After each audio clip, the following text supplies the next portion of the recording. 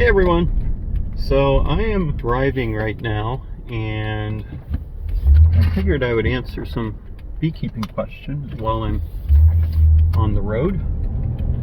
I'm actually driving out to my bee yard, so I figured it would be a good opportunity to make a little video. I'm doing a lot of stuff relating to nuke hives this year, so I figured I would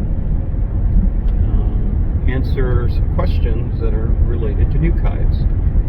One of the questions that I've seen people ask is about how many hives you can split a hive into during a year. And that is really going to depend on several factors.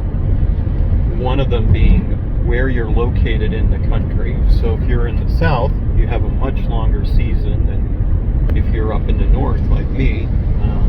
I'm in Michigan and we have some pretty long cold winters. So you're going to be able to get a lot more splits in the south than you are in the north. Another factor that's going to have an impact on it is how your nectar flow is in your region. Michigan has quite a few flowers all summer. There's pretty consistent nectar flow. But if you're in other areas, you can have a pretty strong dearth where you don't have any nectar for several weeks during the summer. So that's going to really have an impact on how many splits you can do. And then another factor that's going to impact it is what you're starting out with when you're doing your splits.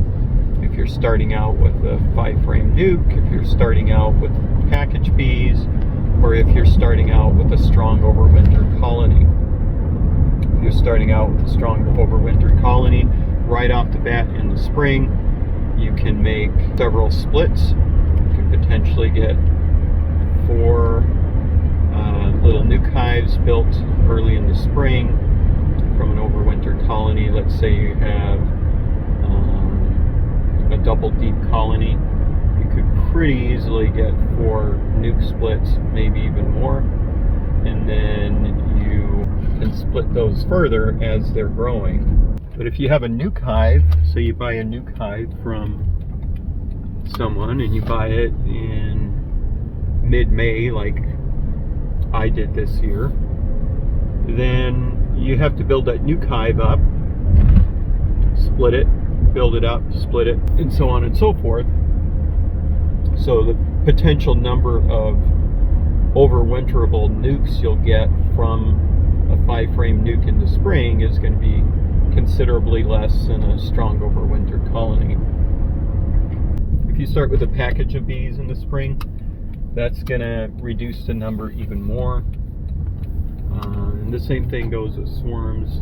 Since you don't have that brood, the swarms tend to have a pretty deep decline in the number of bees in the hive until the brood starts hatching. So you are going to be limited on the number of splits you can do from a swarm, and depending on the time of year you get the swarm, that's going to have an impact.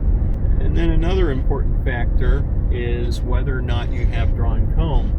If you don't have drawn comb, and that's the case with me this year, I didn't have any drawn comb, then when you do the splits, your splits are going to have to build comb.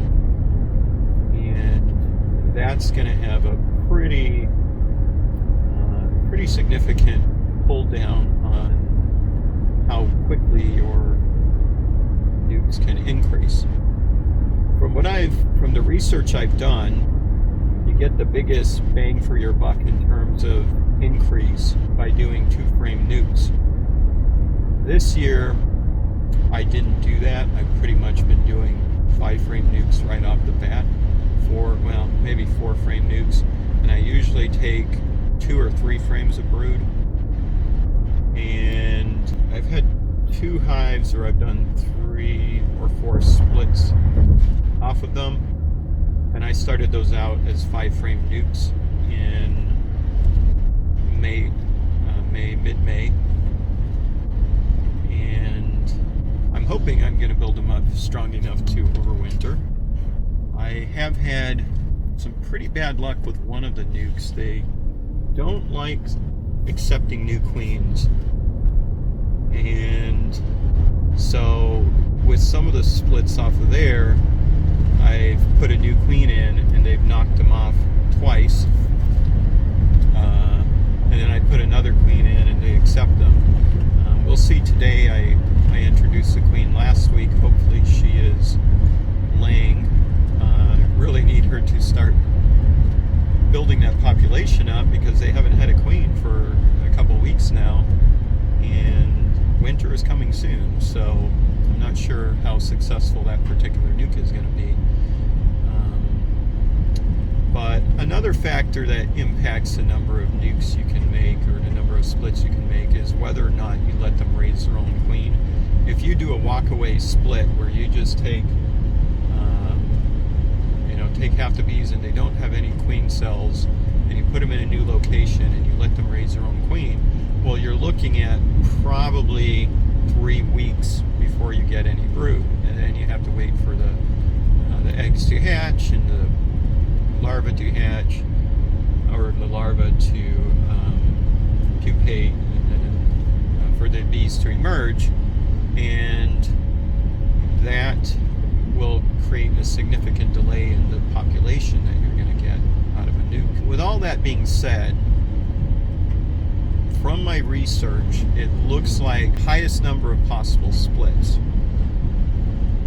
You want to start out with drawn comb.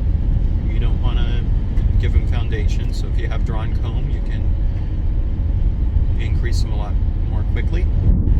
And you want to do 2 framed nukes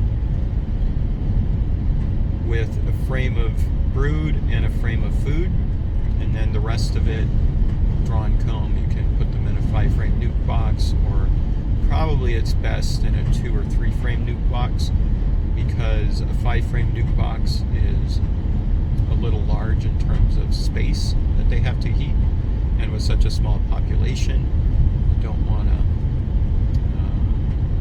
force them to heat an excess amount of space. You do that, and then you give them a mated queen. You don't let them raise their own queen. That's going to save you, even if you put a queen cell in there, you still have to wait for the queen cell to hatch, the queen to emerge. You have to wait about 10 or so days after the queen emerges for her to go on her mating flight, and for her to come back and start laying eggs. And when she starts laying eggs, the first 2 or 3 days, she's not laying in the greatest pattern. She's kind of figuring things out. So you're looking at around 12 days before you have a laying queen.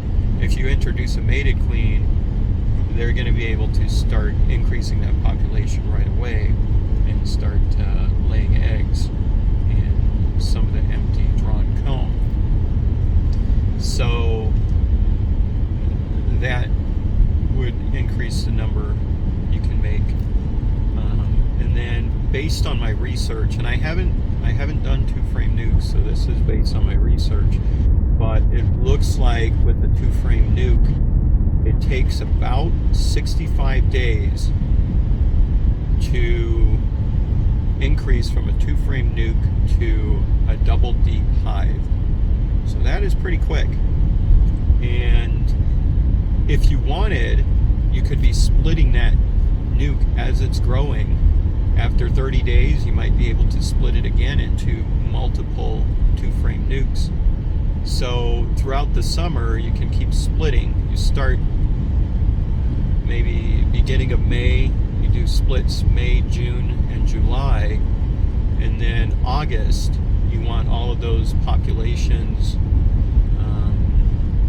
to be large enough to build up for overwintering, because after that, you got August and until mid-September or so to build that population up. So that being said, I was able to get 4 splits off of the nukes I got earlier in the year, 3 or 4. But I think I could have done a lot better if I had split them a little. If I had done smaller splits, and if I had kept doing 2-frame nukes as quickly as I could early in the year for them to build up for the winter. I did see somebody in a group, he started out with, I think it was four or five overwintered nukes, so they were larger than I started out with. But he started out, and this is in my area in Michigan, and he was able to split them into 30 nukes that he thinks are going to overwinter. I think it was actually 31. So quite a few splits, and sounded like he thought he could have even done more if he had timed everything properly.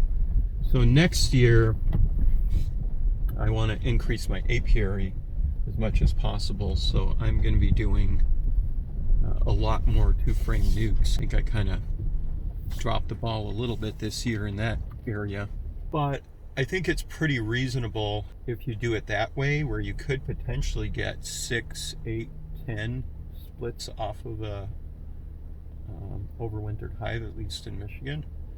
It might be kind of aggressive, but I know I could have done more than what I did.